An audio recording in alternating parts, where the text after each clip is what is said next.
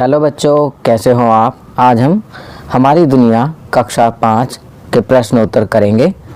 तो चलिए प्रश्न उत्तर करते हैं। अध्याय 6 जलवायु। प्रश्न 1 रिक्त स्थान भरो। तो बच्चों यहाँ पर रिक्त स्थान दिए गए हैं, आपको इन्हें भरना है। क ध्रुवों की तरफ सूर्य की किरणें डैश पड़ती हैं, तो यहाँ लिखेंगे तिरछी। ख तापमान डैश यंत्र से नापा जाता है, तो यहाँ लिखेंगे थर्मामीटर। ग पृथ्वी डैश के पास सबसे चौड़ी होती है, तो यहाँ लिखेंगे ध्रुव। घ भूमध्य रेखा के पास डैश किरणें पड़ती हैं, तो यहाँ लिखेंगे सीधी। ड़ भारत में उष्ण कटिबंध में डैश राज्य हैं, तो यहाँ लिखेंगे केरल, आंध्र प्रदेश, तमिलनाडु। चलिए आगे बढ़ते हैं। च पृथ्वी की गर्मी को मुख्य 3 क्षेत्र डैश में बांटा गया है, तो यहाँ लिखेंगे उष्ण कटिबंध, उत्तरी शीतोष्ण कटिबंध, दक्षिणी शीतोष्ण कटिबंध। प्रश्न 2 सही विकल्प चुनकर वाक्यों को पूरा करो।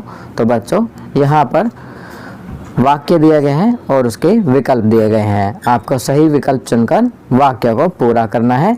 क किसी भी स्थान के मौसम को यदि लंबे समय तक आकलन किया जाए तो उस स्थान के मौसम का एक प्रतिमान उभरता है, उसे डैश कहते हैं। तो यहाँ सही विकल्प है जलवायु, तो जलवायु लिखेंगे। ख डैश मनुष्य के रहन सहन पर असर करती है, तो यहाँ जलवायु लिखेंगे, सही विकल्प है।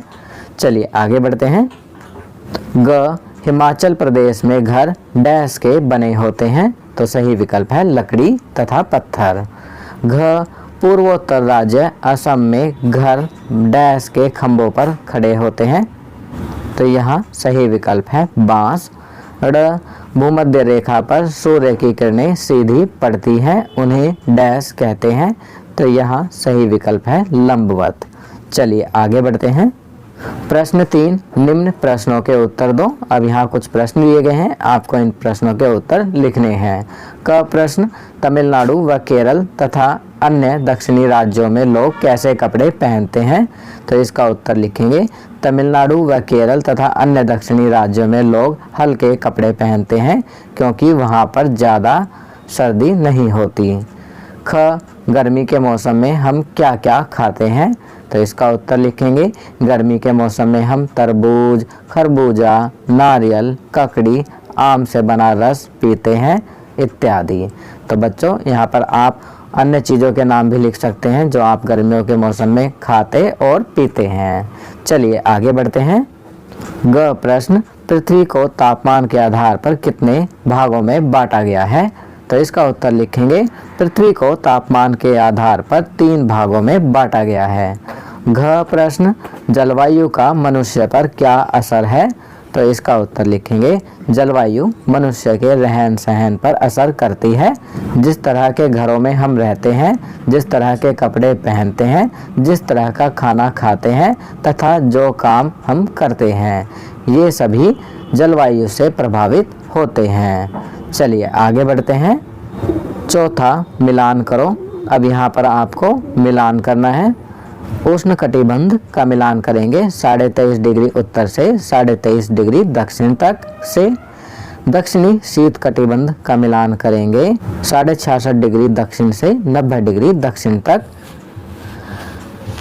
दक्षिणी शीतोष्ण कटिबंध का मिलान करेंगे 23.5 डिग्री दक्षिण से 66.5 डिग्री दक्षिण तक।